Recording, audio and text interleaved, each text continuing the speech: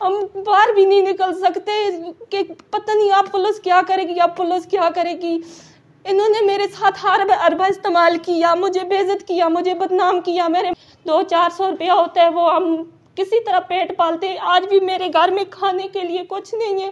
اس نے میرے ادھر سے بال کھینچے، میرے منہ پہ اس طرح مارا کہ آپ ہی انصاف دلا سکتے ہیں تو ٹھیک ہے، نہیں تو قسم سے بچوں کو لے کے یہ دمیل پل سے نیچے بس آخری یہی ہے۔ اور پہلے بھی انہوں نے میرے ساتھ بہت بڑی بے انصافی کی ہے، اس بار بھی میرے ساتھ بہت ظلم کیا ہے۔ تو پچھلی بار میرے خامند کو پکڑ کے لے کے آئے، ادھر چھتر والے لے کے آئے، بہت سارے پولیس والے، ان کے نام بھی میں نے لکھ کے پاس رکھے ہوئے ہیں، مجھے یاد بھی ہیں، ریکارڈنگیں بھی، بہت سارے ثبوت بھی میرے پاس ہیں۔ تو لے کے آئے میرے خامند کو، 4 بندے تھے، کوالے سے پکڑ کے لے کے آئے، 4 بندے تھے، 2 پہ پرچہ ڈال دیا، میرے خامند کو، ایک ڈرائیور، دونوں کو چھوڑ دیا۔ جب میں تھانے میں پہنچی، مجھے پتہ چلا کہ اس طرح یہ ان کو پکڑ کے لے کے آئے، تو آگے سے میرے ساتھ پولیس والوں نے بدتمیزی کی، مجھے تھپڑ مارے، واجد علوی نے تھپڑ مارے، اور بھی ایک قاضی حرکان تھا، اچھا وہ تھا رفیق عالم تھا، راجہ مجاہد تھا، انہوں نے میرے ساتھ بدتمیزی کی بہت زیادہ۔ پھر میں چلی گئی رات کو 11-11:30 بجے، طاہر DFC کے نمبر سے مجھے کال آئی خامند کی کہ اس طرح تھانے میں پیسے لے کے آؤ 50,000۔ میرے پاس 50,000 تو نہیں تھا، میں نے ادھر ادھر لوگوں سے مانگ کے 30,000 کیے۔ میرے ساتھ 2 بندے آئے، ایک اقبال میر اور ایک رحیم شاہ، ایک اور انکل تھا، وہ میرے ساتھ آئے، رکشے میں بیٹھ کے ہم ادھر پہنچے تو ان کو پیسے دیے، میں اپنے خامند کو واپس لے گئی۔ تو دیور پہ انہوں نے 9C اور 9B کا 2 پرچے کر دیے۔ میں چلی گئی گھر، پھر میں نے IG صاحب کے نام درخواست بھیجی، پھر درخواست میں پھر ادھر ادھر یہ اشتیاق گیلانی صاحب کے پاس آئے، انہوں نے میرا معاملہ حل کیا، کوئی آدھے پیسے دیے، آدھے پیسے انہوں نے نہیں دیے، تقریباً انہوں نے مجھے 3500 روپیہ دیا، بقایا انہوں نے نہیں دیے، معاف کر دیے۔ میں نے کہا بس معاف کر دیے اشتیاق گیلانی صاحب کی وجہ سے، کیونکہ وہ ہمارے اپنے سید ہیں، اچھے آدمی ہیں، اس وجہ سے میں نے ان کو معاف کر دیا۔ پھر اس بار خامند کو، میرے دیور کو پکڑا بلا وجہ، میں گھر پہ موجود نہیں تھی تو پولیس نے ریڈ مارا۔ میرے گھر میں میری قیمتی چیزیں تھیں، کانٹے، انگوٹھی تھی اور 40,000 روپے تھے، میں نے اوپر چھت پہ رکھے ہوئے تھے، ساس کے روم میں تھے میرا بکسا، ادھر سے انہوں نے تلاشی کی، وہ لے کے آ گئے۔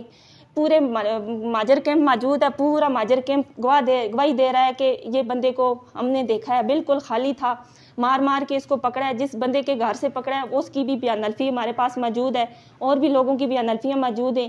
تو سب یہی کہہ رہے ہیں کہ بندہ بالکل خالی پکڑا، زخمی حالت میں تھا، 15 سے 20 بندے گھر کی تلاشی کی، 15 سے 20 گھر نقصان ہوئے۔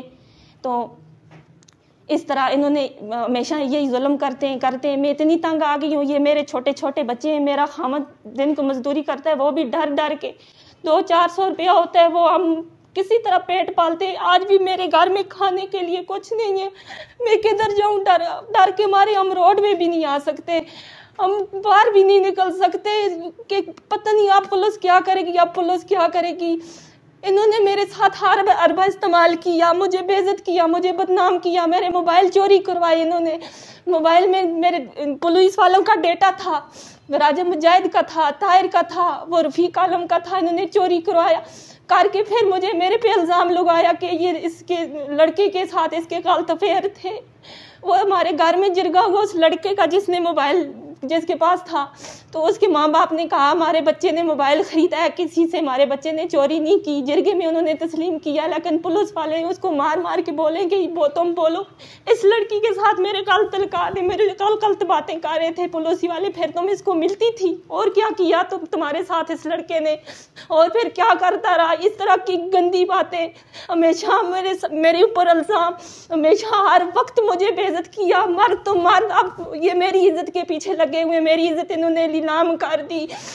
اس دن میری فیس بک پہ ویڈیو ایک لڑکے نے چڑھائی، سب کہتے ہیں زاہد عمر صاحب انصاف کرنے والے، لیکن میرے ساتھ آج تک کوئی انصاف نہیں کیا، آج تک۔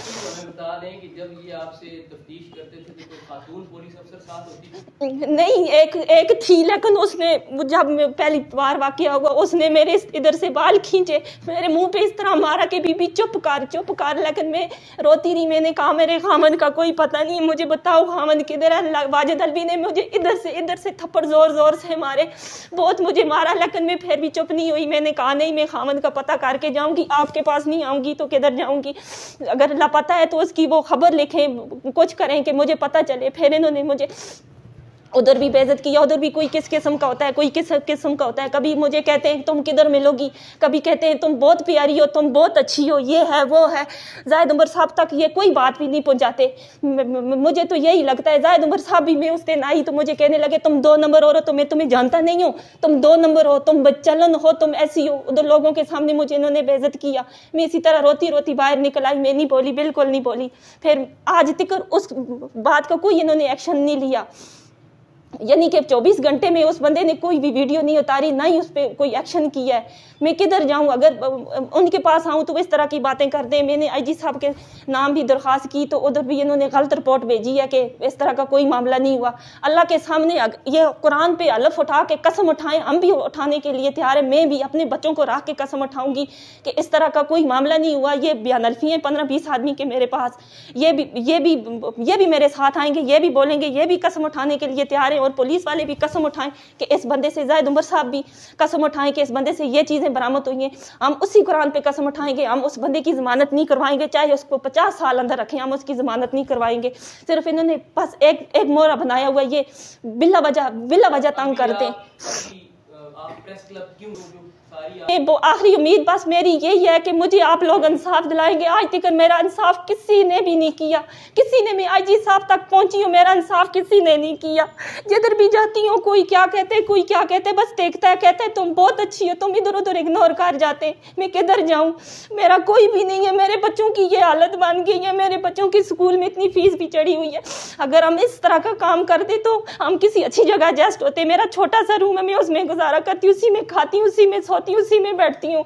मैं किधर जाऊं, मेरा कोई भी नहीं है। सिर्फ आप लोग हैं मुझे जो इंसाफ दिला सकते हैं, बस, और कोई नहीं है। मैं तंग आ गई हूँ, नहीं तो आप ही इंसाफ दिला सकते हैं तो ठीक है, नहीं तो कसम से बच्चों को लेके ये दमेल पुल से नीचे, बस आखिरी यही है, और मेरे पास कोई भी नहीं है।